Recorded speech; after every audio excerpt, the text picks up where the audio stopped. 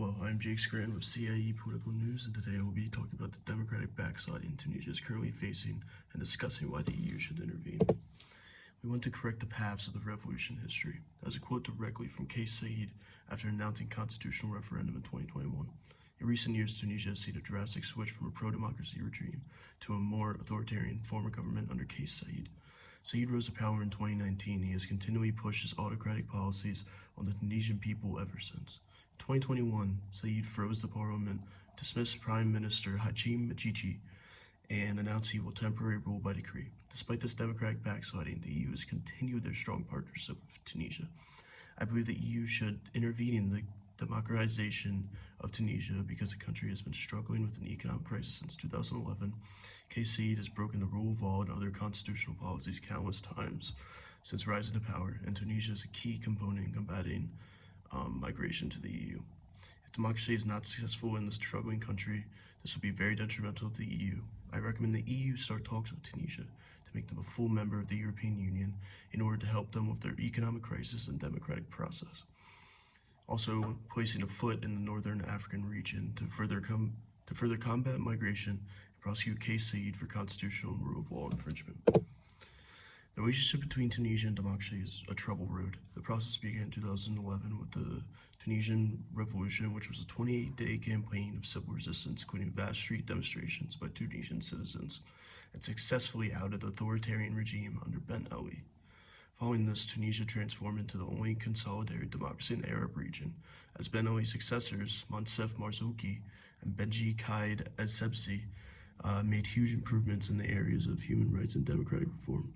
Under these two, Tunisia went from not free in 2010 to free in 2016, according to Freedom House, the only Arab country to receive this rating. However, all this progress was washed away with the election of Kais Saied in 2019. In addition to his unconstitutional self-coup in 2021, Saied continually produces nationalist rhetoric and attacks migrants.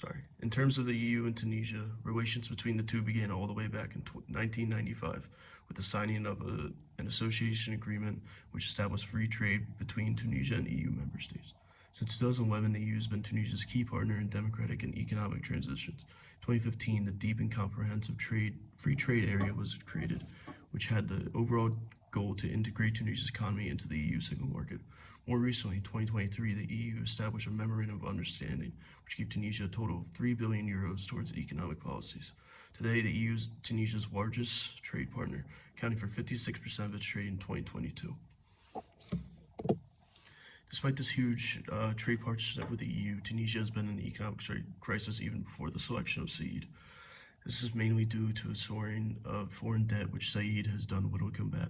Tunisia is in the midst of a financial crisis, as their foreign debt amounted to 90% of their GDP in 2022, according to the Crisis Group. In the second quarter of 2023, GDP growth was minus 1.3% and only partially improved to 0.7% in the first 9 months of 2023. For the year of 2023, GDP growth was estimated to be at 0.6%, which is the worst performance since 2011. This economic instability is mainly due to Saied's reluctance to reach a loan agreement with the International Monetary Fund, which would drastically help its financial issues. The IMF has issued loans to Tunisia in the past, including $1.74 billion in 2013, $2.9 billion in 2016, which helped to stabilize its failing economy. In addition to his inability to combat the ongoing economic crisis in Tunisia, Saied has also pushed the country in the opposite direction in terms of human rights. As I mentioned before, Tunisia was ranked free by Freedom House in 2016, becoming the first Arab country to do so. However, this ranking dropped to partly free in 2023 under Saied's leadership, as he has continually infringed upon political and human rights. Since 2021, 39 citizens have undergone trials just for expressing their freedom of speech. Saied has dismantled institutions that protect human rights, including a council that supervised the judiciary and an institution that made sure new laws enacted are consistent with the 2014 Constitution. In 2022, Saied introduced a new constitution that would further infringe upon human rights. This new constitution weakens the right to a fair trial and gives authorities the opportunity to use religion as means for legal amendments. Since 2015, Tunisia has been a gateway for migrants to reach the EU and seek asylum.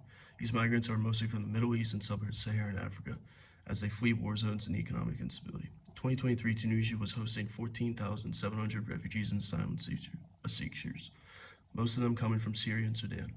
Tunisia has become a pipeline for migration due to Tunisia's close distance to Italy, which points a huge migration problem for the EU. The EU even gave Tunisia 67 million euros in migration assistance, which was included in the 2023 Memorandum of Understanding. However, although it has drastically hindered the amount of people escaping to Italy, Said has withheld his national and racist rhetoric and continually attacks migrants.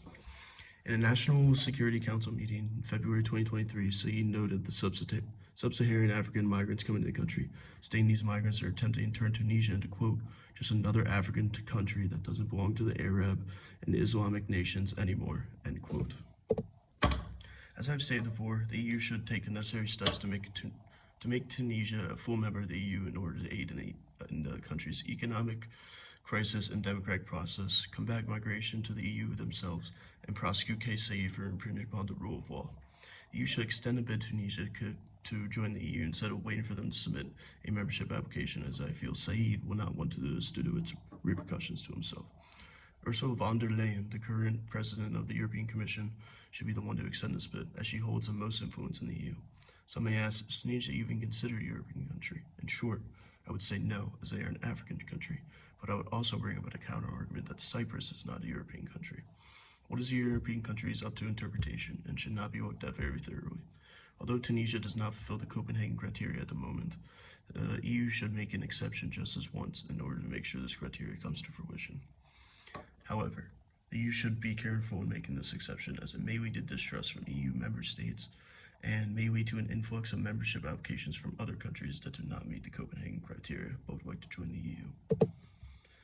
Due to the current economic crisis, Kais Saied's infringement of basic political and human rights, and the ongoing migration problem, the EU should intervene in Tunisia and make them a full member. If the EU does not implement the suggestion I have drawn out, then Tunisia will no doubt continue down the wrong path towards democracy and be driven further into turmoil.